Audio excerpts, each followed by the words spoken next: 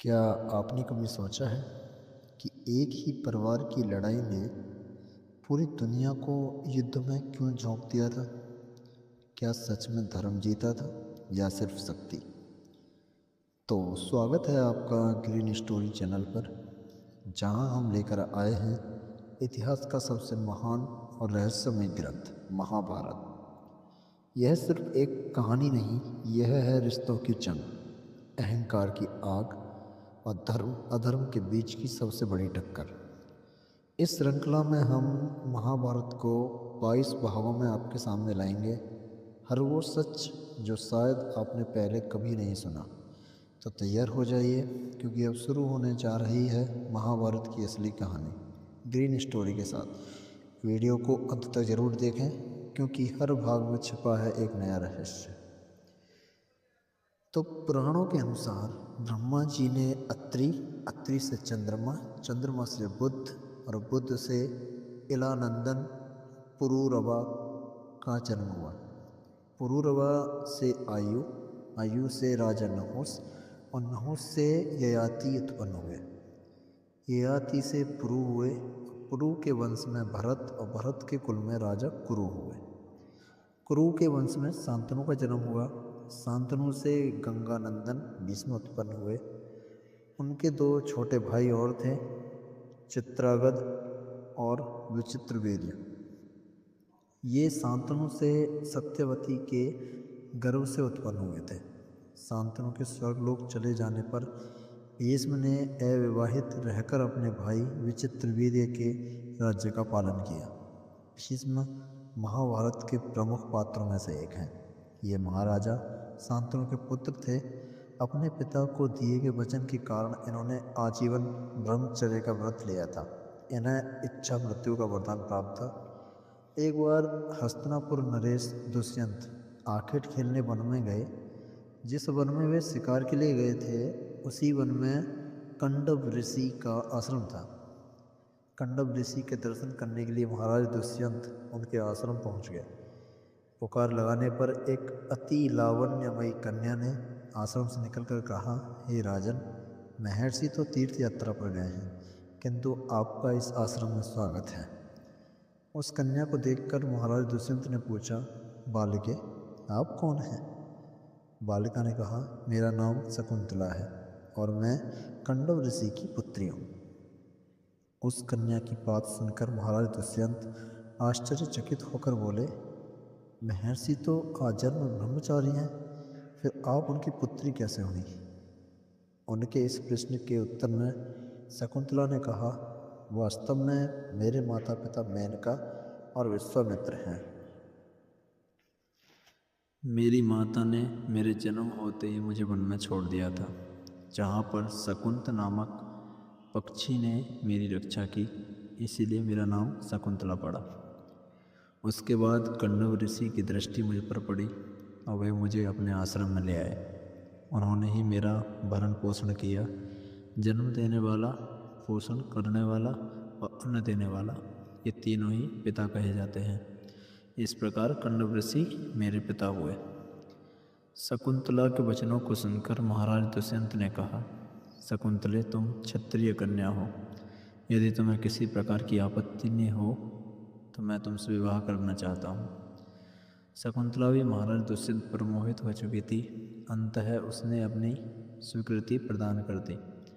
दोनों ने गंधर्व विवाह कर लिया।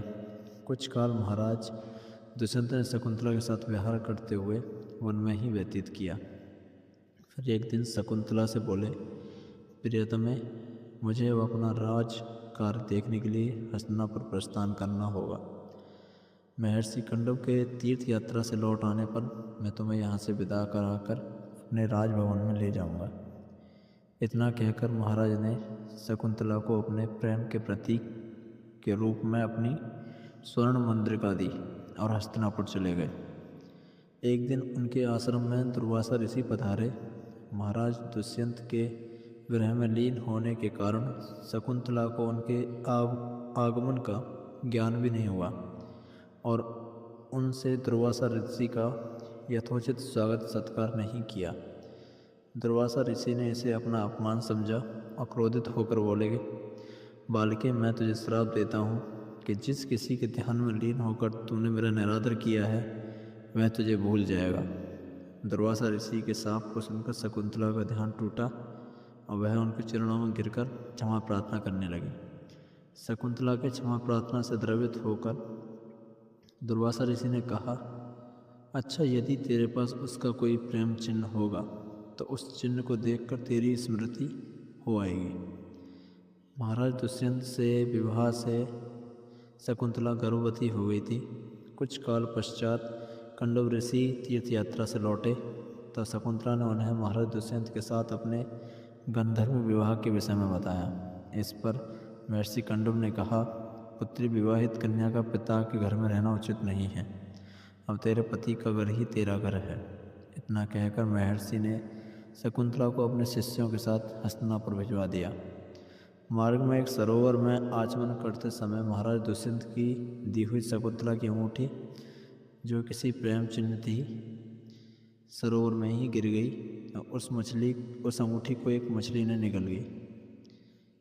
महाराज दुष्यंत के पास पहुंचकर कंडव ऋषि ने शिष्यों ने शकुंतला को उनके सामने खड़ी करके कहा, महाराज, शकुंतला आपकी पत्नी है, आप इसे स्वीकार कराएं। महाराज दुर्वासा ऋषि के श्राप के कारण शकुंतला को विस्मृत कर चुके थे, यानी भूल चुके थे। अंततः उन्होंने शकुंतला को स्वीकार नहीं किया और उस पर उल्टा होने का लांछन लगाने लगे। शकुंतला का अपमान होते ही आकाश में जोरों की बिजली कड़क उठी और सबके सामने उनकी माता मेनका उसे उठा ले गई। जिस मछली ने शकुंतला की अंगूठी को निगल लिया था, एक दिन वह मछुआरे के जाल में आ फंसी। जब मछुआरे ने उसे काटा तो उसके पेट में अंगूठी निकली। मछुआरे ने उस अंगूठी को महाराज दुष्यंत के पास भेंट के रूप में भेज दिया। अंगूठी को देखते ही महाराज को शकुंतला का स्मरण हो आया और वे अपने कृत्य पर पश्चाताप करने लगे। महाराज ने शकुंतला को बहुत ढूंढवाया किंतु उसका पता नहीं चला।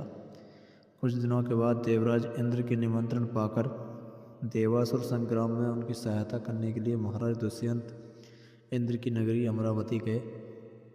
संग्राम में विजय प्राप्त करने के पश्चात जब वे आकाश मार्ग से हस्तिनापुर लौट रहे थे तो मार्ग में उन्हें कश्यप ऋषि का आश्रम दृष्टिगत हुआ। उनके दर्शनों के लिए वे वहाँ रुक गए।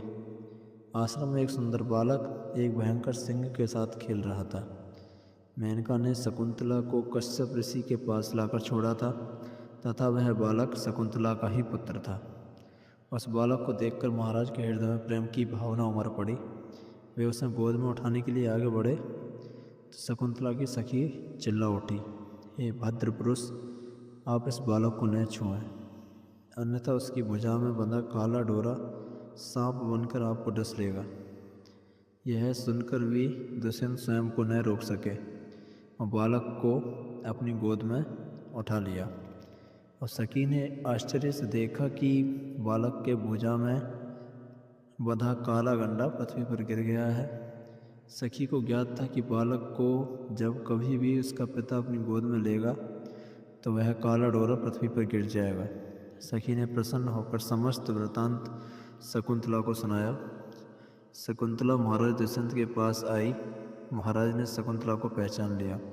उन्होंने अपने कृत्य के लिए शकुंतला से क्षमा प्रार्थना किया और कश्यप ऋषि की आज्ञा लेकर उसे अपने पुत्र सहित अपने साथ हस्तिनापुर ले आए। महाराज दुष्यंत और शकुंतला के उस पुत्र का नाम भरत था। बाद में वे भरत महान प्रतापी सम्राट बने।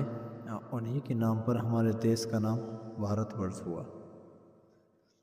अगर आपको महाभारत की यह कहानी पसंद आई हो तो वीडियो को लाइक करें और चैनल ग्रीन स्टोरी को सब्सक्राइब करना न भूलें। अगले भाग में हम जानेंगे ऋषि कृपाचार्य एंड द्रोणाचार्य के बारे में। तब तक के लिए जय श्री कृष्ण, राधे राधे।